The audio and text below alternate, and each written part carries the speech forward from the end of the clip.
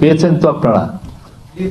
হ্যাঁ, তো এটা নিয়ে আমি আর বিশদ বলছি না। এর বাইরেও কিছু আলাপ হয়েছে। একটা ছিল তো পাঠ্যপুস্তকের ইস্যুটা। তো ক্যাবিনেটে বলা হয়েছে যে পাঠ্যপুস্তক আগামী মাসের মধ্যে সবাই হাতে পাবেন, সবার হাতে। আরেকটা যেটা বাজারে একটা মানে অনেকে অপপ্রচার চালাচ্ছে যে আগের যেগুলো গভর্নমেন্টের সময় দেখেছেন যে আগের গভর্নমেন্টে ওনারা পাঠ্যপুস্তক উৎসব করতেন ওই একদিনের জন্য, দেখাতে চেতেন যে না পাঠ্যপুস্তকটা সবাই জানুয়ারির 1 তারিখে পাচ্ছেন। কিন্তু আসলে আমরা যা যেগুলো ডেটা পাচ্ছি বা যেগুলো তথ্য পাচ্ছি যে অনেক সময়, বেশিরভাগ সময় 2010-এর পরের থেকে দেখা যাচ্ছে যে ফুল ডিস্ট্রিবিউশন হতে হতে মার্চ এবং কোনো কোনো বছর জুলাই মাসও হয়ে গিয়েছে।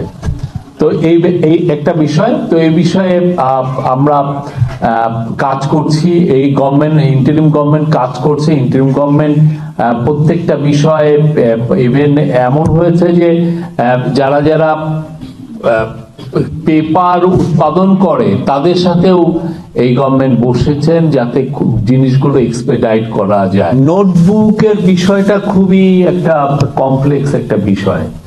এটা নিয়ে আমি বলছি, সেটা নোটবুকের বিষয়। এখানে অনেক প্রাইভেট কোম্পানি জড়িত, অনেক বিষয় এটার সাথে। এটা একটা স্ট্রাকচারাল ইস্যু। হঠাৎ করে এটা তো আর সলিউশন হয় না। আর আমি জানি আমরা যারা ডেনসিটি, আমাদের যে আপনি দেখেন আমরা এই গভর্নমেন্ট ডিউটি নিয়েছে হচ্ছে অগাস্টের 8 তারিখে। তারপরেই আমরা এই কাজগুলো শুরু করেছি। অন্যান্য বছরে যেটা হয় যে এনসিটিভি এই টেক্সট বুকের কাজ শুরু করে দিচ্ছে জুন জুলাই মাসেই শুরু করে দেয়। তা আমরা দেরিতে নিয়েও আমরা দেখেন কতটা এক্সপেডাইট করেছি।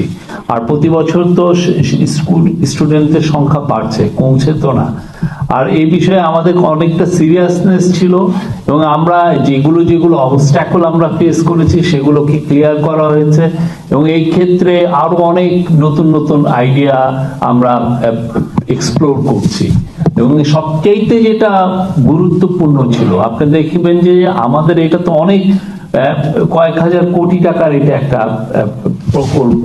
দেখা যাচ্ছে যে পুরো কাজটা চলে গেল কোথায়, বর্ডারের ওই পারে। ওইখানে জব তৈরি হচ্ছে, ওইখানের পেপার কোম্পানিগুলো ফুলে ফেঁপে উঠছে, ওইখানে প্রিন্টিং কোম্পানিগুলো যারা প্রিন্টিং করছে তারা ফুলে ফেঁপে উঠছে।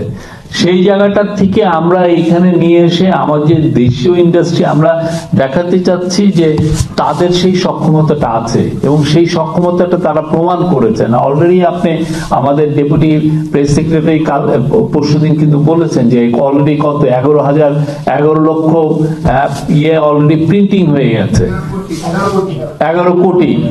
তো সেই জায়গা থেকে আমি তো মনে করি যে এটা আমাদের জন্য অনেক সাকসেস। আমাদের প্রিন্টিং ইন্ডাস্ট্রিটার জন্য এটা একটা বিগ একটা বুস্ট আমি বলবো। এবং এট দ্য সেম টাইম আমাদের যারা পেপারে যারা অনেক আমাদের অনেক বড় বড় কোম্পানি পেপারে অনেক ইনভেস্টমেন্ট করেছেন, তাদের জন্য এটা একটা খুবই সুখবর। তো আমরা আশা করছি এটা আরো এফিশিয়েন্ট সিস্টেম আমরা আরো তৈরি করতে পারবো। আশা করা যায় আগামী বছর আপনারা ঠিক 1 তারিখে বই পাবেন। হচ্ছে যে আমরা পিডিএফটা আমরা দিয়েছি হচ্ছে 1 তারিখে।